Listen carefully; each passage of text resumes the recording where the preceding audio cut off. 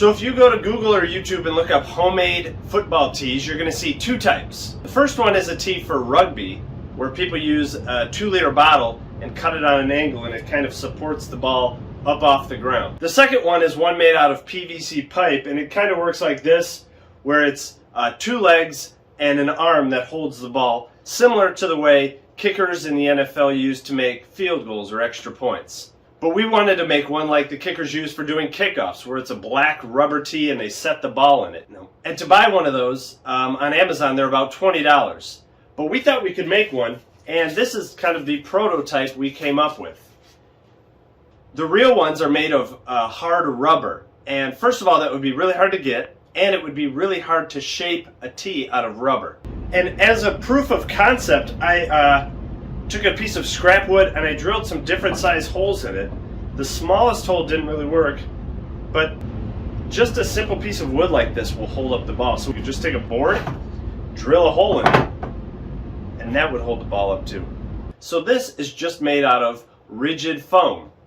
The great thing about foam is it's cheap, it's light, you won't care if you hit it with your foot, and it's really easy to shape. So let me show you how I made this. So you might have a chunk of foam like this. It might be a solid pink. This one has a cardboard on either side, but it's just a 2-inch or whatever you have lying around piece of hard foam. You could almost use cardboard too if you layered it together. But something sturdy that you can shape and cut.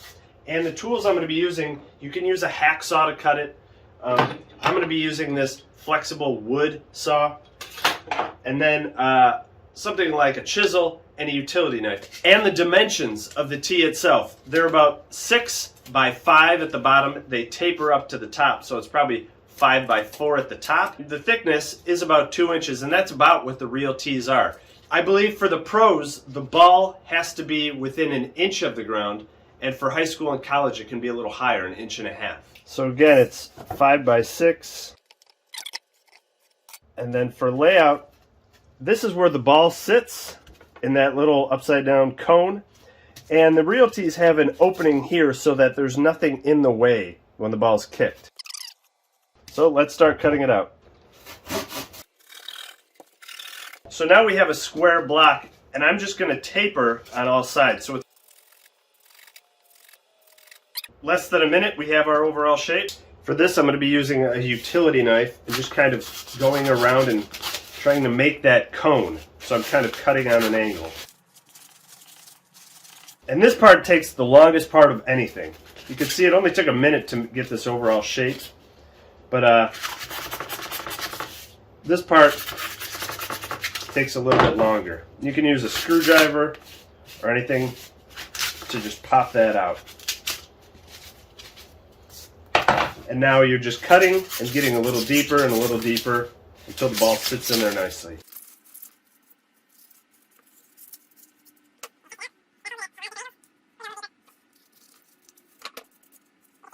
To cut this front part so that when you kick, the ball just kind of, there's nothing in the way.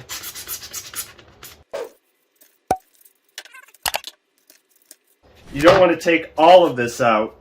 You still need some support here in the front.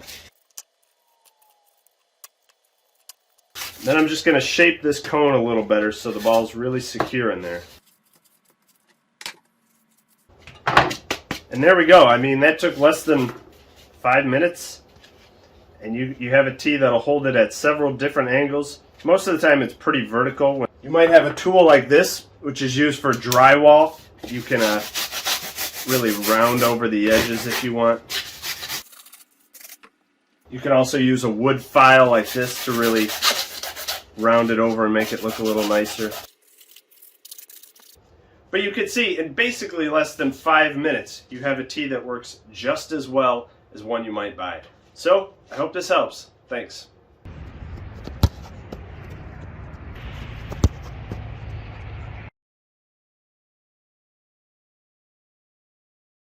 Or you can always do a homemade tee like this. Stick it in a big pile of snow. Ready?